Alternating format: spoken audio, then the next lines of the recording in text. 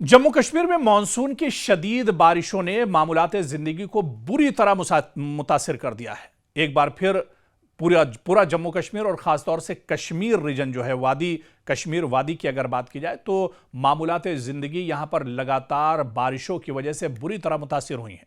मुसलसल बारिश, फिर इसके बाद क्लाउड ब्रस्ट यानी बादल फटने, लैंडस्लाइड और अचानक आने वाले सैलाब ने खासतौर पर जम्मू डिवीजन के कई अजला में बड़े पैमाने पर तबाही मचाई है। सड़कें टूट गई हैं, मकानात मुनहदिम हुए हैं, दर्जनों गाड़ियां सैलाबी रेले में बह गईं और कई कीमती जानें जाय हुई हैं। सबसे ज्यादा मुतासिर होने वाले अजला में पुंछ, राजौरी, डोडा, किश्तवाड़, बारामुल्ला, अनंतनाग और बांडीपुरा शामिल हैं। जी हां, जम्मू कश्मीर के ये इलाके सबसे ज्यादा मुतासिर हुए हैं, जहां पर सबसे ज्यादा माली और जानी नुकसान हुआ है। जिनमें पुंछ की बात करें, राजौरी, डोडा, किश्तवाड़, बारामुल्ला, अनंतनाग और बांडीपुरा, ये दरअसल तमाम अजला और तमाम इलाके इसमें शामिल हैं।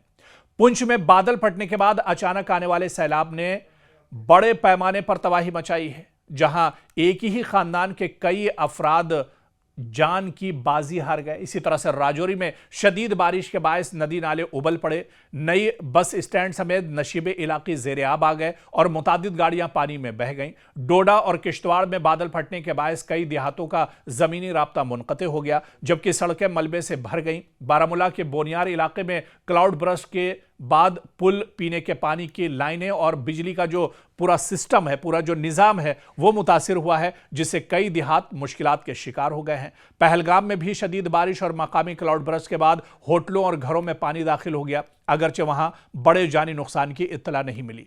तो दरअसल जम्मू कश्मीर में हालात एक बार फिर मौसम के बाद और मानसून के बाद बहुत ज़्यादा ख़राब हैं।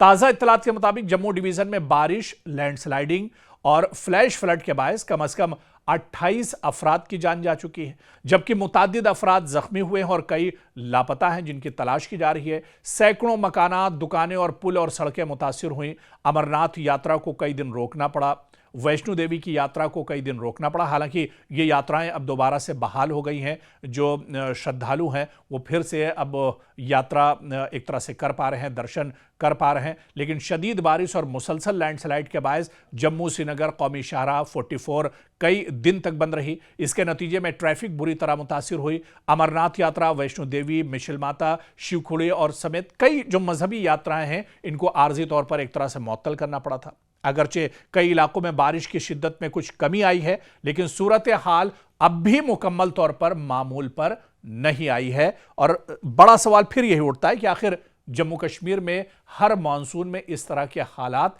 आखिर क्यों बनते हैं। दरियाए जहलम, चेनाब और तवी समेत कई दरियाओं और नदी नालों में पानी की सतह बुलंद हो गई है।